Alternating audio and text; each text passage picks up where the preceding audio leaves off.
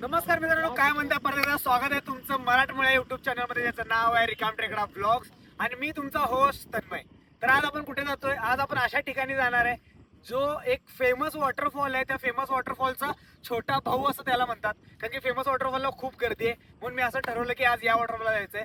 तर थोडा सुद्धा वेळ न घालवता आज चला जाऊयात वॉटरफॉलला. चला तर मग सुरू करूया आजचा आपला ब्लॉग.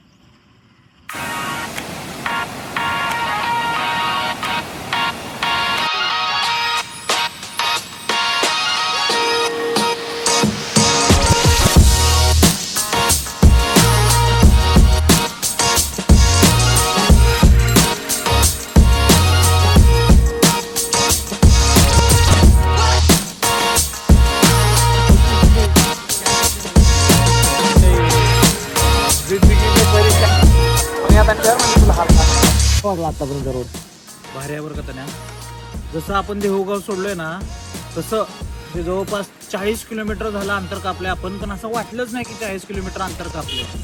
रस्त्याच्या दोन्ही साईडला ग्रीनरी आहे, दोन्ही साईडला भाताची शेती आहे, दोन्ही साईडला डोंगर, छोटे छोटे धबधबे, अशा लाईनीने लागलेल्या पवनचक्क्या आणि सगळ्यात विशेष म्हणजे ना दर 5-6 किलोमीटरला छोटे छोटे गाव आहेत, कौलारूचे घरं आहेत, असे म्हणजे गुरं चरायला गेलेले आहेत, गावाकडचे लोक, गावाकडचे शेत. सकाळी बंब लावलेला असतो ना, आम्ही सकाळी 5:30 निघालो होतो.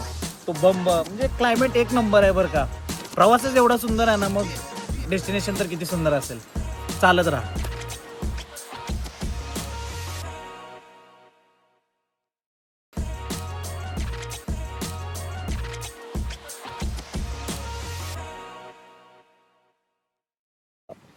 तर मित्रांनो, जेव्हा शिरगावमध्ये येतो ना, शिरगावमध्ये आपल्याला थांबायचे. शिरगावपासून आपल्याला 2 रस्ते भेटतात. एक रस्ता जातो तो भीमाशंकरकडे आणि दुसरा जातो भोरगिरीकडे. तर आपल्याला भोरगिरीच्या रस्त्याला जायचं. भोरगिरीच्या रस्त्याला गेल्यानंतर आपल्याला इथे भिवेगाव लागेल. इथे मागे तुम्हाला बोर्ड दिसत असेल तर ते भिवेगावाच्या इथे गेल्यानंतर इथे आतमध्ये गावामध्ये आपल्याला गाडी पार्क करायची आणि इथून आपला खरा ट्रेक चालू होणार आहे.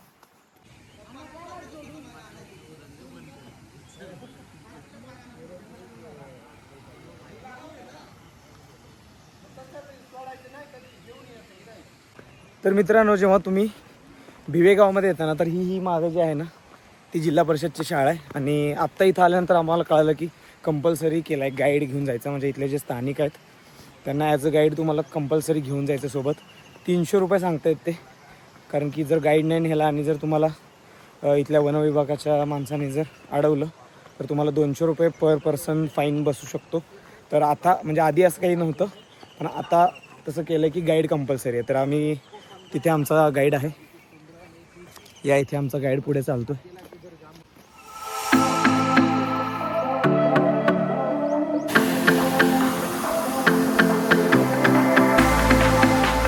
अभी गिरो, कोई तो वीडियो स्टार्ट किया मैं, कोई तो गिरो रे, कंटेंट दो मेरे को.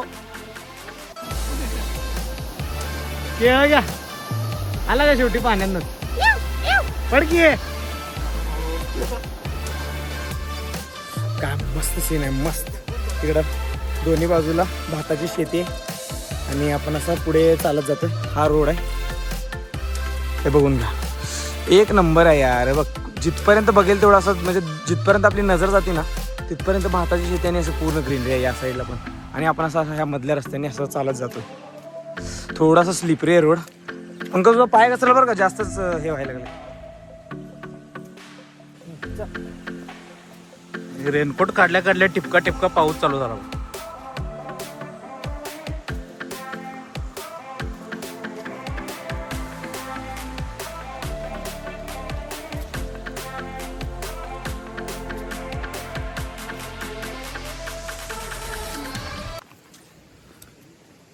इथून खरा ट्रेक चालू होणार आहे. तर तुम्ही जर नॉनस्टॉप गेलात तर तो 25 ते 30 मिनिटाचा फक्त ट्रेक आहे. आणि जर थांबत एकदम सीन आजूबाजूचे व्ह्यूज जर बघत गेलात आराम करत तर 40 मिनटं लागू शकतात. तर नॉनस्टॉप गेलात तर 20, 25, 30 मिनिट मॅक्स टू मॅक्स लागतात आपल्याला जायला. आता इथून थोडा जंगल पॅथ चालू होणार आहे आणि मग आपण पोचू आपल्या डेस्टिनेशनला. बघूयात पुढे काय आहे. तर मित्रांनो, भोरगिरीकडे जाण्यासाठी तसे मुख्य 2 मार्ग आहेत. एक आहे तो खेडवाडा मार्गे भोरगिरीकडे आणि दुसरा आहे तो घोडेगाव मार्गे भोरगिरीकडे. तर तसा माझ्या अनुभवानुसार खेड आणि वाडा मार्ग हा अतिशय सोपा मार्ग आहे. पण आज आम्ही असं ठरवलं की घोडेगाव मार्गे भोरगीकडे जायचं आहे, कारण की रस्त्यामध्ये लागणार होते खूप सारे छोटे छोटे गाव आणि तो गावांचा अनुभव आणि फील आम्हाला घ्यायचा होता. म्हणून आम्ही असं ठरवलं की घोडेगाव मार्गेच आपण भोरगिरीकडे जायचं आणि भोरगिरीकडे जायच्या रस्त्याला आम्हाला लागलं हे भिवेगाव. तर मित्रांनो, या रस्त्याची खासियत अशी आहे की या रस्त्यामध्ये तुम्हाला असंख्य छोटे छोटे झरे धबधबे बघायला भेटणार आहेत. तर हा अनुभव घेण्यासाठी तुम्हाला जर खरंच तुम्ही उत्सुक असाल तर तुम्ही घोडेगाव हा मार्ग निवडू शकता. अतिशय सुंदर असा असलेला मार्ग, मस्त आणि मनमोहक आहे. आमचा एक्सपिरियन्स तरी चांगला राहिला आणि इथून आमचा खरा ट्रेक चालू होणार होता. तुम्हाला या इथं जर मागे दिसत असेल ना, हे बघा, या इथं मागे 1, या इथे 2, इथे 3 आणि इकडे पलीकडे आपल्याला जायचंय.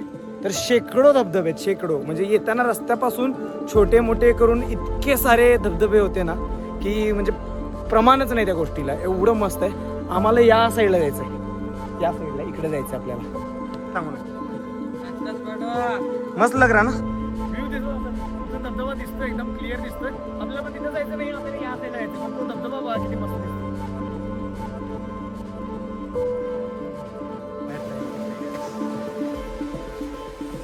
जबरदस्त है रास्ता, अरे फुल जंगल. एकदम फील देने वाला. और क्या बोल रहा है, ये पहला ट्रेक है मेरा. डेस्टिनेशन से भी मेरे को है ना प्रवास अच्छा लगा.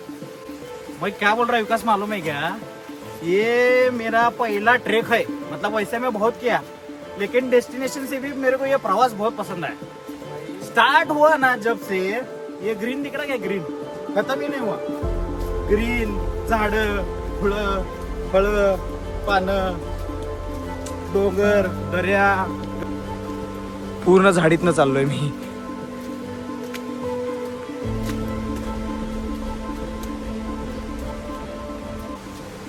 तुम्ही बघू शकता मित्रांनो, पूर्ण बाजूनी ना असं एकदम दाट जंगल आहे आणि इकडच्या साईडला ना जो धबधब्याचा प्रवाह आहे, वाहतं पाणी ते असं खालच्या बाजूनी वाहत चाललंय आणि त्याचा आवाज कंटिन्यू कानाला येतोय. जास्त अंधारच आहे, उजेड असं कुठे कुठे तरी लागतोय. आणि इथे बेस्ट स्पॉट भेटलाय, बेस्ट स्पॉट. मी तुम्हाला स्पॉट दाखवतो.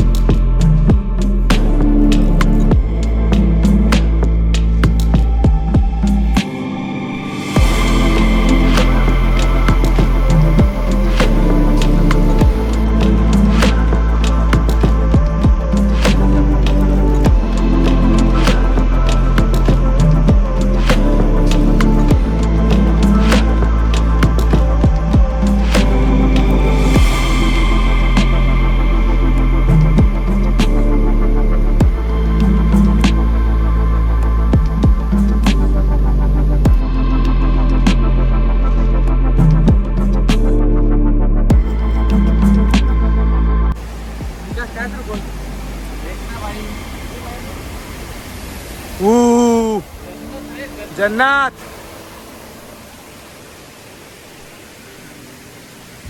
चलो चलो, रुको मत, चलो.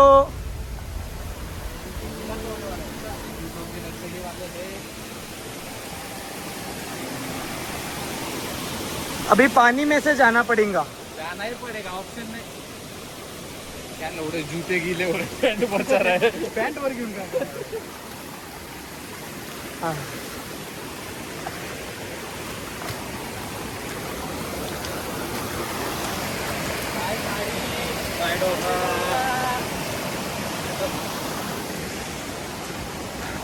पूरा जूतों में पानी गया अभी.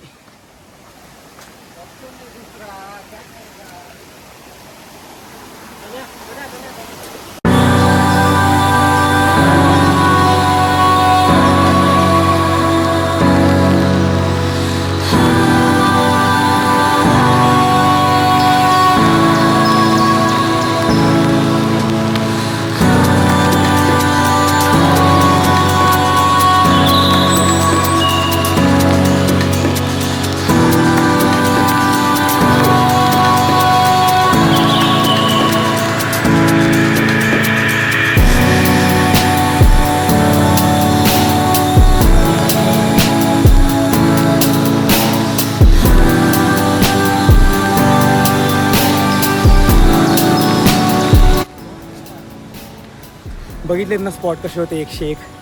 आता इथून अजून फक्त 10 मिनटाचा रस्ता आहे, तर पटकन जाऊया कारण की आता उत्सुकता लागली आहे मेन प्लेस बघायची. मित्रांनो तुम्हाला आवाज येतोय का धबधब्याचा? माझ्या कानाला कारण आवाज पडला आहे. आता समोर तो वॉटरफॉल आहे, इतका मस्त वॉटरफॉल दिसतो ना, मी तुम्हाला दाखवतो. एक नंबर आहे, एक नंबर. चला पटकन जाऊया. थांबू नको, चल. अई शपथ काय दिसायला लागलं यार, आवाजानेच असं भीती वाटायला लागली आवाजाने.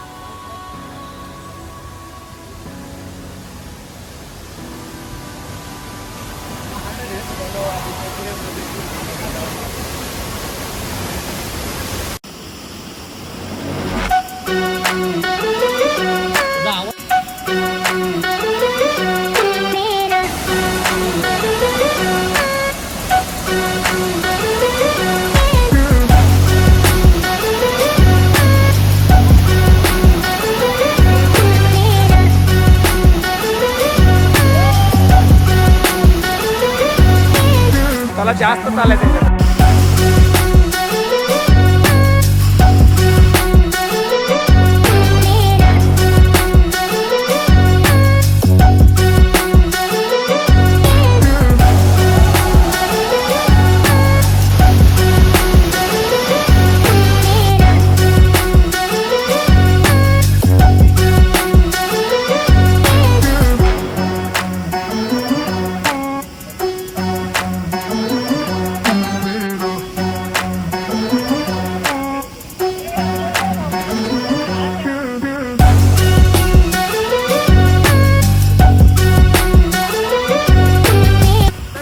फायनली आपण आलेलो आहे मिनी देवकुंड इथे. जो स्पॉट निवडत होता ना देवकुंडचा छोटा भाऊ, तो हा होता देवकुंडचा छोटा भाऊ मिनी देवकुंड. तर कसा वाटला व्ह्यू मला नक्की सांगा. आणि आपण आपला ब्लॉग इथेच संपवत आहे. तोपर्यंत चॅनलला लाईक शेअर आणि सबस्क्राईब करा. जय महाराष्ट्र. सीन बघून घ्या. Bye bye.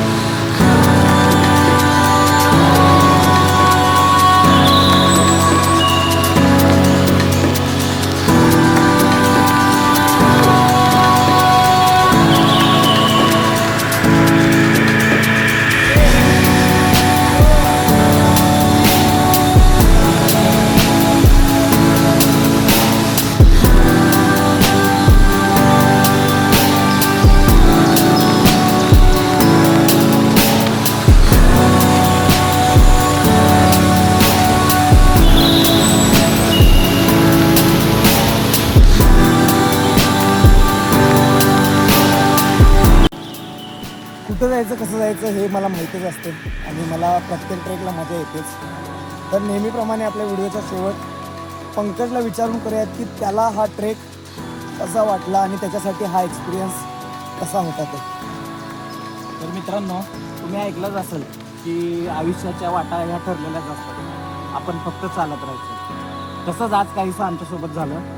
आजचा प्रवास एवढा सुंदर होता ना, सुंदर शब्दसुद्धा कमी पडतो. कारण जवळपास 40-50 किलोमीटर पूर्ण आजूबाजूला शेतं, झाडं, हिरवीगार तुम्ही बघू शकता. आणि व्लॉगमध्ये पण तुम्ही बघा.